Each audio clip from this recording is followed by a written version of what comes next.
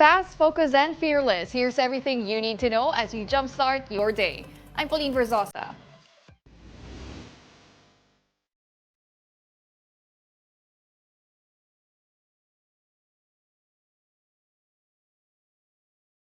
Voters in the United States of America headed to the polls despite feeling anxious to cast their ballots in one of the nation's tightest presidential races in modern history. Surveys prior to Election Day show the race between Democratic candidate Kamala Harris and Republican nominee Donald Trump is a true toss-up. Some voters find comfort talking to other people while lining up at the polls. Now in Phoenix, Arizona, a group even brought puppies to help ease the day's tension. Trump has already cast his ballot in Palm Beach, Florida. He said he will be the first one to accept defeat if it's going to be a fair election. Meanwhile, Harris visited the Democratic National Committee to thank her team for their work in her presidential bid. Now, Harris or Trump? Who do Filipino Americans want to win in this year's U.S. elections? Here's Jovi Francisco with that report. Mention a state in the U.S. and most probably a Filipino resides there. But the largest concentration of Filipino Americans can be found in the state of California. And in Los Angeles, there's even an area called the historic Filipino town, a place where migrant Filipinos started chasing their American dream in the 1920s. Nowadays, the area is known for establishments owned by Fil-Ams.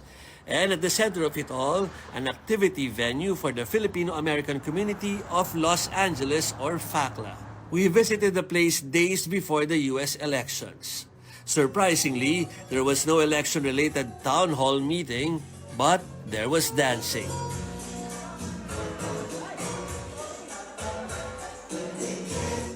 The senior members of the community were quick to explain that they can have fun on the dance floor because they already voted by mail. Like Mrs. Evangeline Carvajal. I'm always a Democrat. You are, okay. Yeah, I'm very proud to say because I researched everything, studied everything, Yeah. and with our culture in the Philippines, I know where to stand. Yeah. You know, So, you're more inclined to support the Democrats.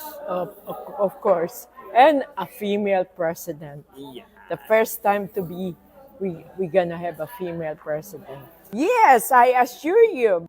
Mrs. Eufemia Nieva, on the other hand, voted for former U.S. President Donald Trump. People can always change. May mga good side kasi tsaka bad side ang Democratic tsaka ano. Pero we are mostly for me, I mean my community as a Christian is we tend to vote we less evil. Abortion? Hindi. Now no, I really don't. That's why. That's why my heart is with Republican because you're not supposed to be like that. God is not happy with that.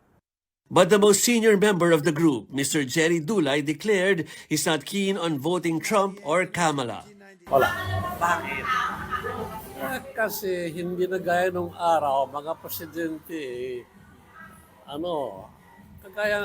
kagaya sila Obama, sila Reagan.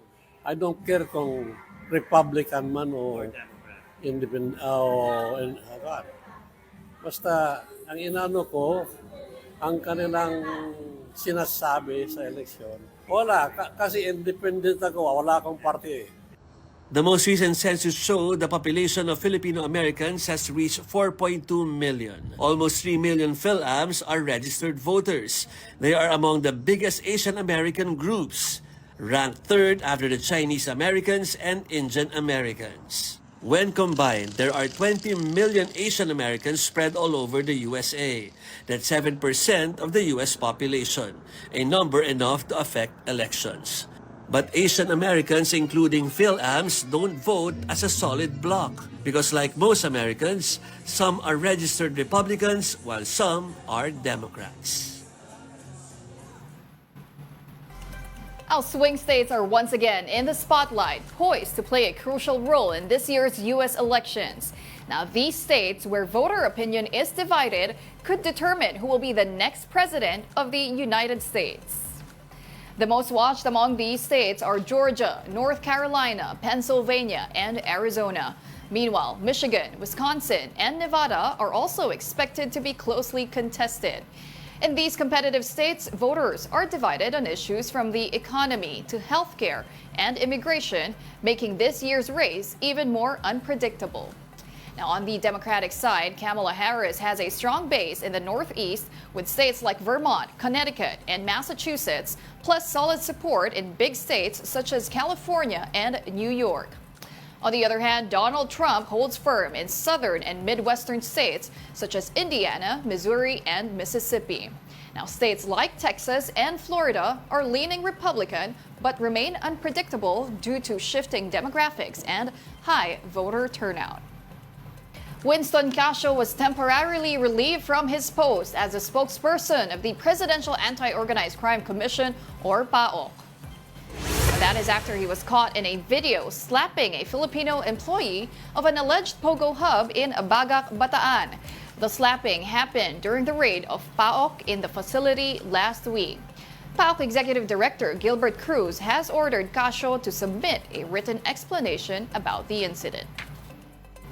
Magkakaroon tayo ng investigation regarding dun sa incident, and siyempre kung makita natin talaga nagkamali siya, then we will be filing appropriate charges kay Director Casio, and both criminal and administrative.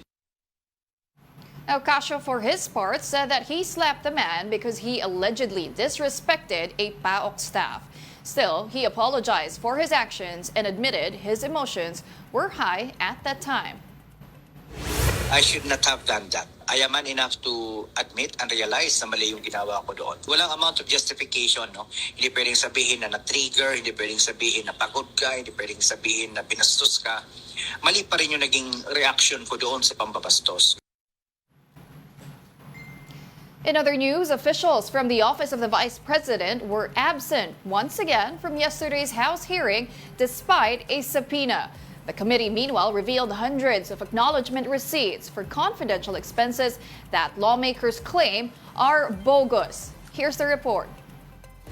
Still no Vice President Sara Duterte, nor the 7 subpoenaed officials from her office in the continuation of the House Committee on Good Government's hearing on the OVP's use of confidential funds. Lawmakers had enough. We will just reissue another subpoena with the stern warning that the next time that they fail to attend, we will be constrained to issue a much heavier penalty. Huwag nyo naman kaming hahamunin ang committee ito na mag-issue na kami ng contempt order sa inyo. The committee also revealed they've gotten information that VP Sara's Chief of Staff, Zuleika Lopez, left the country yesterday night aboard a flight headed for Los Angeles. This was on the same day the House asked the Department of Justice to urgently issue a lookout bulletin order against the 7 officials. But the DOJ has not responded as of press time. The 6 other subpoenaed officials remain in the Philippines. Despite the absence of resource persons from the Vice President's office, the congressman pressed on and discovered several red flags in the acknowledgement receipts the OVP had submitted to the Commission on Audit to justify its confidential expenses. Based on his office's study of the receipts, One Rider Party List Representative Rog Gutierrez said they discovered 158 of these receipts, amounting to over 23 million pesos, were incorrectly dated. One receipt even showed an issuance date of November 2022, even if the funds for it had only been released in December. The OVP says these were simple typographical errors. They said they have inadvertently contained clerical or typographical errors indicating 2023 instead of 2022. But lawmakers didn't buy it. I don't think, Mr. Chair, this was a mistake that was committed in December 2022. This was a mistake that was committed after the fact, after the AOM, and after the notice of suspension, when they were rushing to comply with yung mga butas po na lahat ng COA. So it could also be na these are ARs belatedly prepared. Lawmakers also noted some receipts bearing different signatures made to appear that there had been different receipts, and some had no signatures at all. We're talking about a single payment for 400,000 pesos as a reward payment, which could be anyone because hindi nga po signed. Kung sa mga signatures nga po, nagkakaduda tayo kung totoo yung signature. Paano pa kaya pag walang signature at all? How do we know that this person exists? One lawmaker said it appears that only one person signed them all, VP Sara's Assistant Chief of Staff, Lemuel Ortonio.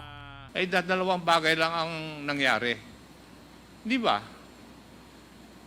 Kasi either ibinulsa nung ni VP o ni STO o ginamit sa ibang bagay. There are only two things na pinuntahan yung pondo. The other thing that came up during the hearing was that the Vice President's spokesperson, Attorney Michael Poa, had resigned. His contract was supposed to have run until December, but Poa said he could no longer fulfill his obligations. For News 5, I'm Marian Enriquez. We are One News. Now, speaking of Michael Poa, he has already confirmed that he has left his position as a spokesperson of Vice President Sara Duterte. He revealed this yesterday during the House hearing on the alleged misuse of funds by the Office of the Vice President and the Education Department. Now, Poa told lawmakers that his contract was pre-terminated and it was a mutual decision between him and Duterte. Poa first worked as Duterte's spokesperson when she was the Education Secretary.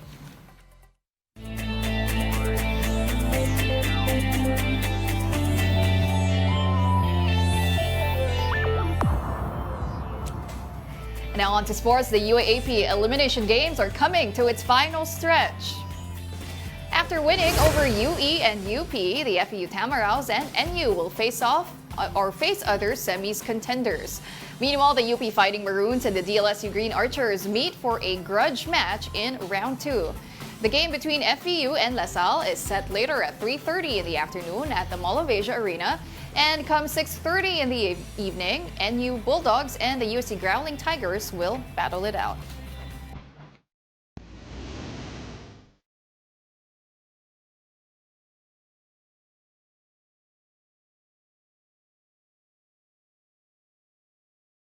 Well, as polls are starting to close across the United States, millions of Americans and Filipino Americans await the results that will shape the country's future. And here in the Philippines, we're keeping a close eye on the outcome as it could have significant implications for the Philippines-U.S. relations and policies impacting Filipino communities abroad. And for more updates, we have our One News anchor, Jovi Francisco, reporting to us all the way from Washington, D.C. in the USA. Jovi, good morning. We're now approaching the final hours of the U.S. elections. How's the situation there so far? Good evening, Pauline. I left the polling precinct at the Martin Luther King Jr. Public Library because it will soon end allowing voters to come in and submit their votes. I am now here at the Union Station in Washington, D.C. because I'm trying to locate what line I should ride going to Howard University. You know what's in Howard University? Vice President Kamala Harris will be there after her dinner with the family to join the student supporter or her student supporters for a vigil while they're watching the count and the eventual results of the U.S. elections, Pauline. Okay, but Jovi, how was a voter turnout this year for this particular elections? We know that a lot of Americans say this particular presidential elections is very consequential for not just their history, but for all over the world. Pauline, in the morning when we were covering the precinct assigned to me by the City Hall contacts we have, it was noticeable that there's only a few people lining up to vote. Okay. But when afternoon came, there were lots of people who suddenly arrived, and there's a long line from the starting point until at least 2 streets away from that building, Pauline. So I also saw some reports from the other stations covering this event here in the U.S. And some states also saw lines in the voting precincts because they really want to show up and vote for the future of their country, I guess. Sound corny as it may sound. But, even before today's face-to-face or actual voting in the precincts, they already voted even before that via mail. So there are around 79 million votes cast even before today. Okay, Jovi, now that we're already approaching the final hours of the elections, no, yung Yes. polls, the question is, no, how soon can we expect results? They're saying because the race is so tightly contested, this could mean possibly a longer wait for Americans before they find out who the winner is, who the new U.S. president is. Is that what you're seeing there? I mean, could it take days, or could we actually find out who the winner is already by today? Okay, sorry, Pauline, I'm moving because security is Okay. is telling us to move. But anyway, regarding that question, of course they want to finish the count at least before this weekend. We don't know if there will be a final result tonight. Usually, pero mukhang malabo because of the last elections na inabot ng weekend. So they're trying their very best. Pero nasa watch party yung dalawang kandidato. So tingnan natin baka may mangyari dito sa mga susunod na oras. Well, actually, Sir Joey, as of 7:23 p.m. Eastern Time, well, in this electoral map by Reuters, Trump actually already has 19 electoral votes, and that's from Indiana and Kentucky, while itong si Kamala Harris has 3 electoral votes so far in Vermont. But as we mentioned, it's still the early hours of yung kumbaga nung paglabas ng mga resulta, so we will be monitoring that. But I heard... we will be monitoring that, yeah. Pauline, because some polling precincts or some states will close the vote by 9 p.m. the latest. So there's still about 2 hours before that. Okay. And Sir Jovi, I also heard you got to speak to some members of the Philippine embassy there in the U.S. I mean, how are they seeing this particular U.S. presidential elections? Okay, so I was able to talk to Ambassador James Romualdez earlier today, and we talked about the effect of the results of this election in the partnership between the Philippines and America. He told me, or he told our station, that there will be no effect. It will still be the same, and that the Mutual Defense Treaty will continue. That's his assurance, and that's something he stressed during that interview. Well, if sabi niya, pag nanalo daw si Kamala, parang continuation ng mga pronouncements ni Biden. Kapag ka naman si Trump, pwedeng same lang, pero baka daw magbago lang, magtitweak lang pati sa ekonomiya. Okay, and Sir Joey, kanina we saw your report with some Filipino Americans, particularly in Los Angeles, no? And hati sila, they're divided. Some are for Trump, some are for Harris. And we also saw there that 4.2 Fil-Ams actually make up a huge chunk of itong Asian Americans there in the U.S. But when it comes to other issues siguro na that are close to them, what are they aside from, of course, the economy and inflation, ano?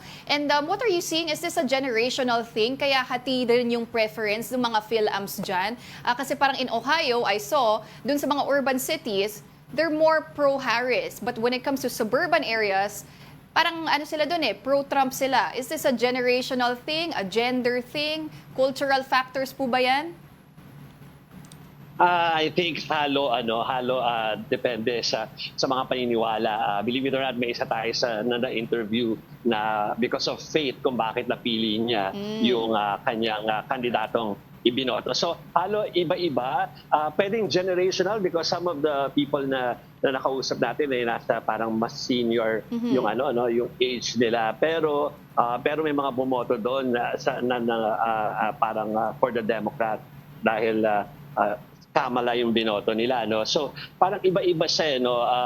Kaya lang, ito lang yung napansin ko na medyo kakaiba doon, Pauline. Kasi bakit kapag ang binoto ay si Kamala Harris o si Vice President Kamala Harris, yung taong yon parang i-declare niya ng talagang buong-buo o kaya ay ng malakas, ano, Okay. ng hindi nahihiya. Pero kapag nakaka-interview kami ng mga Pilipino or Fil-Ams, kapag binoto nila si Trump, sabihin sa atin na pwede bang off-cam na lang ito sasabihin sa inyo or wag nyo lang sabihin na ako to,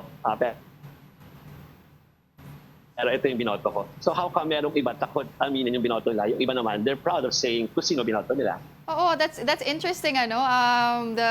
The stark contrast between being vocal na itong si Harris, they're Democrats, pero pagdating kay Trump, medyo secretive. But we'll have to wait and see, no? The actual outcome of these U.S. presidential elections. For now, Sir Joey, I know you still have a train to catch, so thank you very much for... Yes.